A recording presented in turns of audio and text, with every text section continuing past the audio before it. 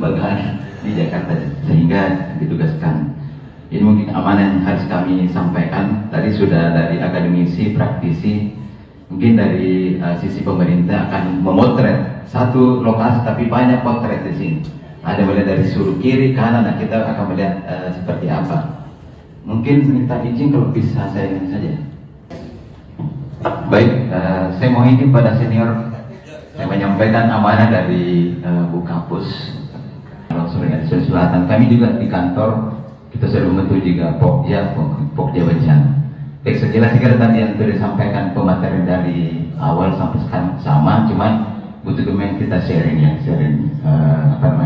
kita juga sudah melakukan beberapa kajian di internal kami. Nah, tadi berangkat dari bencana itu harus kita melihat bahwa memang Indonesia itu memiliki kemungkinan terjadi bencana, sehingga kita tidak mengherankan karena bumi kita berada pada sebutan ring of fire atau lingkaran api. Jadi mau tidak mau memang untuk bencana itu harus terjadi. Alam ada dan alam ada dari manusia. Yang kita sering bicarakan, kadang kita salahkan alam, kita tidak pernah melihat bagaimana peran manusia itu, aktivitasnya seperti apa. Kita selalu menyalahkan alam, padahal yang mengendalikan alam itu adalah kita. Tadi saya disampaikan pemateri sebelumnya. Kemudian juga bencana alam diakibatkan oleh aktivitas pembangunan. Kita harus melihat dari dulu daya tampungnya. Kami sudah mempunyai dari dulu daya tampung, kami bawa di sini yang kita sudah lakukan. Mungkin itu salah satu kajian, kita sudah inventarisasi penyebab bencana sesuai dengan daya tampung. Nah, ini tidak terlepas dari tadi sudah dijelaskan juga aspek geomorfologi dan geomorfogenesanya. Geomorfologi bagaimana kondisi alamnya, sedangkan geomorfologi bagaimana secara terbentuknya alam tersebut. Tadi Pak Ansur menyampaikan terkait dengan geomorfologinya.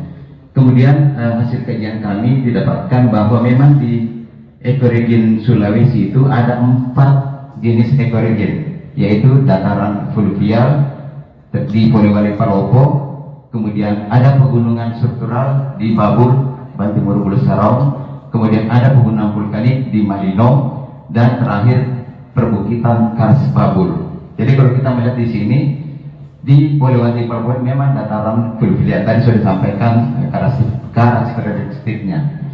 Bagaimana ada 2 di sini, yaitu pegunungan vulkanik, di mana tadi sudah dijelaskan secara detail. Namun memang di sini ada ancamannya tanah longsor, tanah erosi. Jadi mau tidak mau memang sudah ada.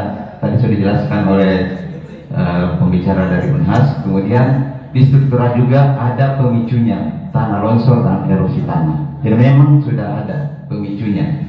Coba kita lihat potret bencana saya sudah lanjut. Kemudian di ini risiko bencana yang ada di Sulawesi Selatan dari tahun 2015 sampai 2023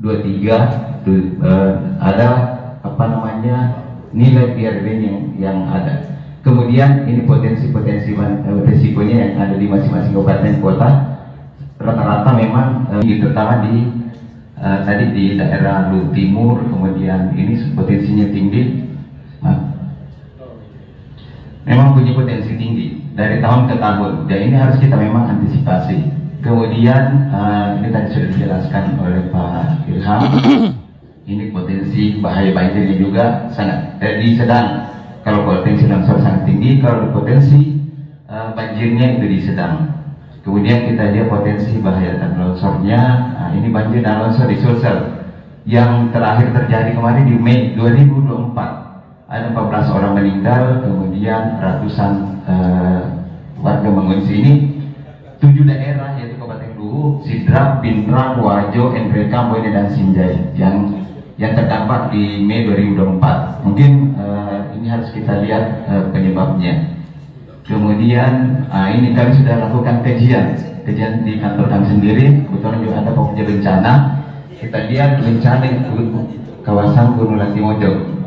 Ini pemicunya, kemudian ini yang, ini dari ada perubahan penggunaan lahan dari tahun 2017 sampai 2003. Kita akan melihat perubahan-perubahan yang terjadi tadi. Sudah jelas lebih detail disampaikan Pak Ilham. Kemudian di sekitar ini penggunaan Latimojong ada kegiatan yang dapat menggunakan deforestasi. kemudian ada perubahan alih fungsi lahan yang dilakukan oleh berupa perkebunan, pertanian dan lahan dan sawah. Itu yang untuk penyebabnya. Kemudian kajian teknisnya ini merupakan memang kerawanan bencana tinggi, itu kita kajiannya.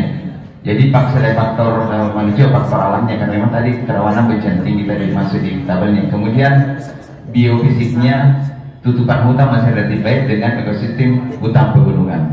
Kemudian di teknisnya ini satwa liarnya